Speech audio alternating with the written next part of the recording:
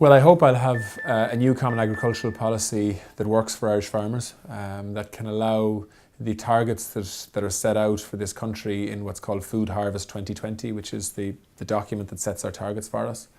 I hope that the common agricultural policy that I'll help to design will be able to facilitate us in doing that, and will continue to support the farmers that are on smaller, not so fertile lands, in many cases in areas of special areas of conservation, special areas of protection, or commonage areas, that we can allow those people survive as well.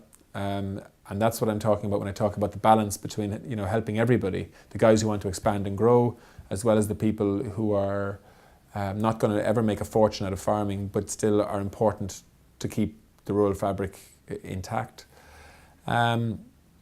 I see a very similar challenges in relation to fishing, but I think the potential for, in particular, added value for shellfish and finfish product in Ireland has a huge opportunity for us to process and add value to fish product here before we export it, rather than exporting, tens of thousands of tons of raw fish every year. It makes no sense when we could be processing it here and actually exporting a much higher value product and employing a lot of people here in the processing sector. So there are, I want to develop the agri-food industry in Ireland and apply levels of ambition and imagination to that we haven't had in the past. And I want to develop a reputation for this country as the highest quality food producer in the world, bar none.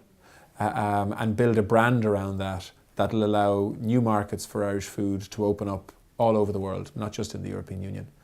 And I think I can do that with the team of people that are working with me, both in the department and with the industry that I hope will work with me as well.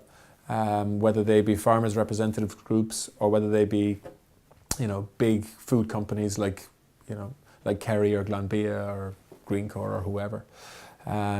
Because I honestly think that if the Irish agri-food sector works together with a common purpose and gets the kind of leadership and direction that I hope I'll be able to provide, I think the results can be very exciting. I really do. And after 5 years in charge, I hope I'll be able to look back and say that the agri-food sector in the Irish economy has been part of a major part, if not the major part, of the recovery process that has brought new optimism to Ireland. And we need good news stories. I think we'll see more people being employed, more people making a decent living out of producing food.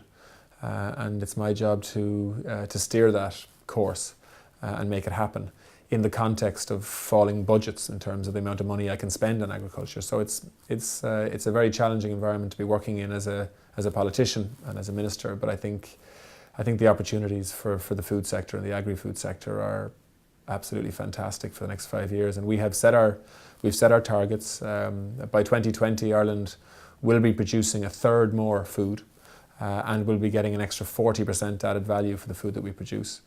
That means, for example, in the dairy sector, increasing output by 50%. And for counties like Cork, that probably means doubling dairy output, because of course there are a lot of counties that don't have the capacity to be able to increase dairy output. So these are huge challenges. We need to prepare farmers for it, the agricultural processing sector, the marketing sector, the food industry is a chain of organisations and people that all need to understand where the food industry is going, and I need to give the leadership to make sure that process works.